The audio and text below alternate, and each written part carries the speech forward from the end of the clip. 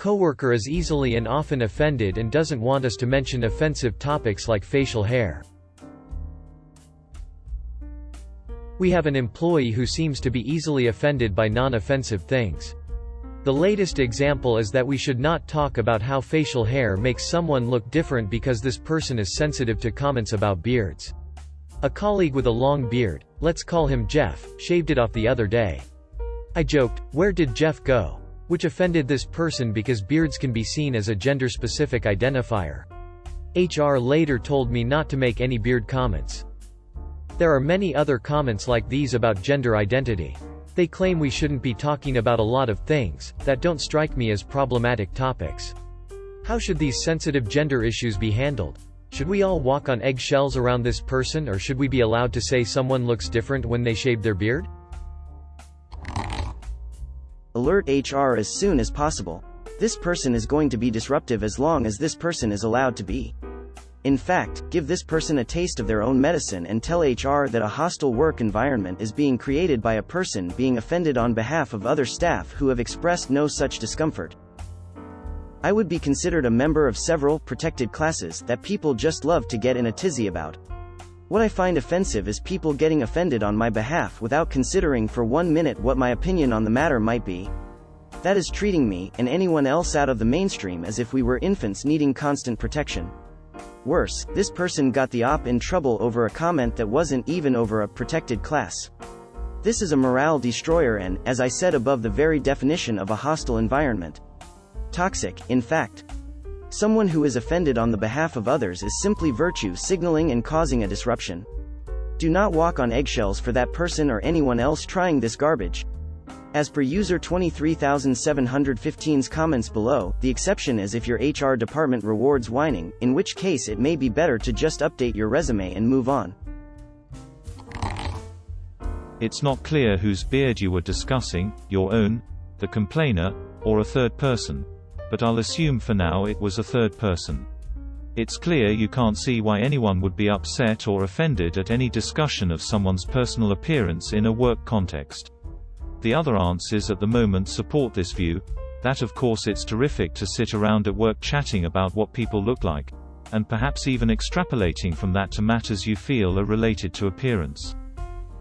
Some comments a person might make after a colleague shaved a beard could easily be very distressing.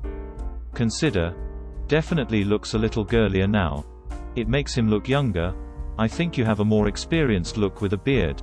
My father never trusted bearded men. I think it's good he shaved it. He doesn't have a strong jaw. Men with weak jaws should cover them. I've always felt beards are just a thing for lazy guys who don't want to have to shave every morning. He looks way better. Before he looked kind of shaggy and hippie-ish." All of these connect in appearance choice to something else, like femininity, age, trustworthiness, strength, laziness, being a hippie, and so on. Anyone hearing them could easily connect the dots, to think that you feel the same way about them with their own beard or lack thereof, or that you feel a certain way about women, younger people, feminine men, masculine women, and so on. Strongly articulated opinions, presented as fact in many cases, can hurt feelings. Note also that this isn't being offended on behalf of someone else. As a woman surrounded by men, anytime one man says to another, "Man up and deal with this," or, "You need to grow a pair," I hear that the speaker thinks I, and people like me, who aren't men and can't man up or use our pair, don't really belong on the team. If I object, it's not on behalf of anyone other than myself. That many of the men who say this will claim not to believe such things just makes it even sadder that they feel free to talk that way anyway. You don't seem to be aware of this at all. You seem to feel that in order to make software or sell insurance or plan construction projects, it's your right to talk about how everyone around you looks, even when one of the people around you has told you they find that upsetting and hurtful.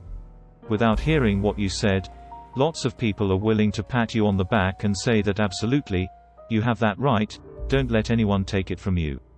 I'd like you to consider the possibility that you are genuinely upsetting someone who just wants to make software or sell insurance or plan construction projects and didn't come to work to hear your opinions on beards, shoes, weight loss, hair length, sleeve lengths, or belt buckles.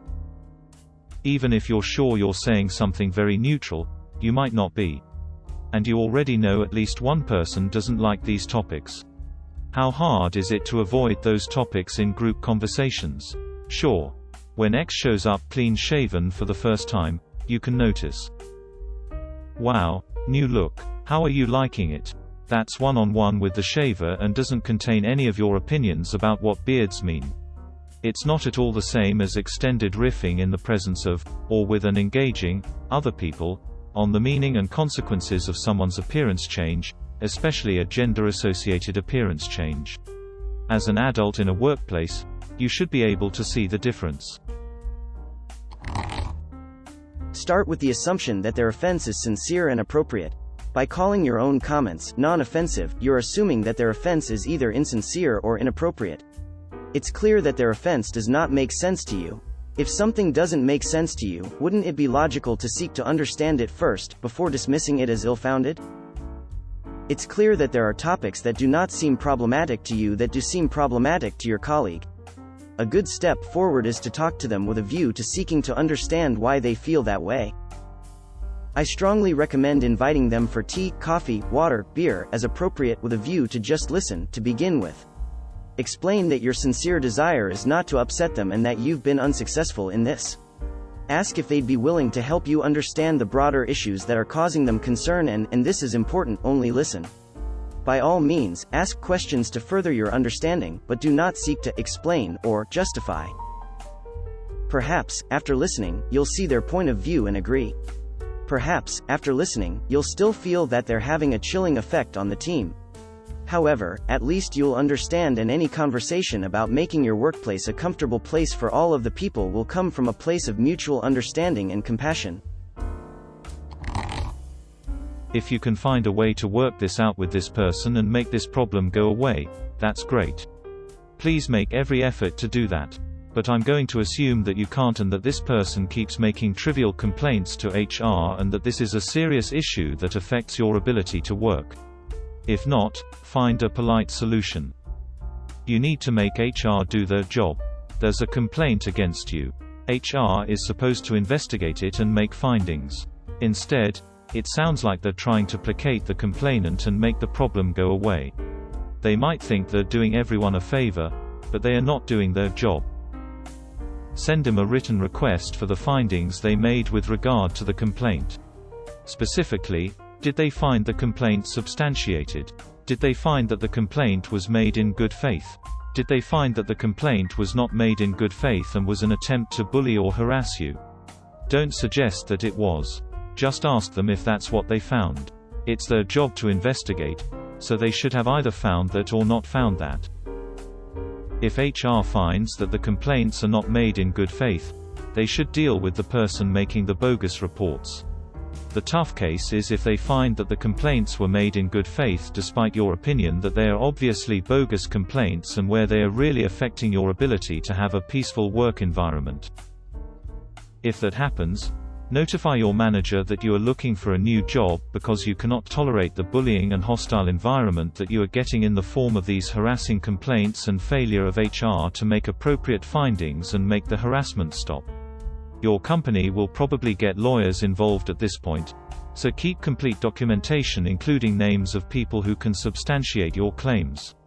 Again, please try to avoid escalating this situation if at all possible. It will be better for everyone, especially you. But if you do need to escalate, that's how. While it is generally illegal to retaliate against someone for filing a discrimination or bias complaint, in most jurisdictions it is legal to retaliate after a fairly made finding that the complaint was not made in good faith or was made to harass or annoy. It is not sufficient that the complaint be found to be incorrect or not substantiated.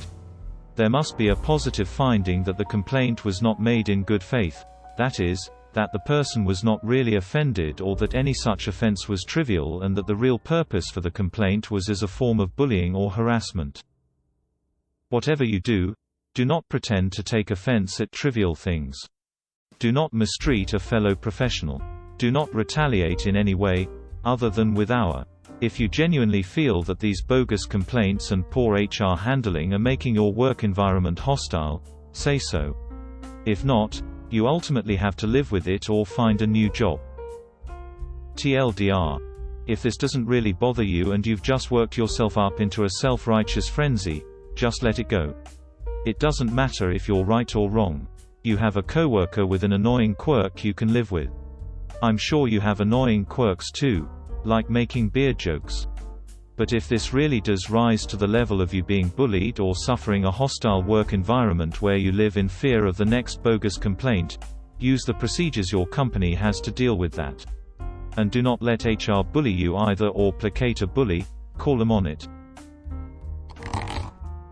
I think other answers are very good, but I think what goes around comes around. Perhaps this person needs to receive a cup of his own medicine. Maybe you and/or your team members should feel offended at the fact that this person keeps feeling offended for trivial things and on someone else's behalf, and take the issue to HR? Who is he, she to feel offended when Jeff, who is the target of the joke, didn't? That's just pretentious, to put it politely. On a more serious note, it's likely that HR is coming down on you hard because this easily offended person is the only person making any noise, i.e. talking, complaining, reporting, etc.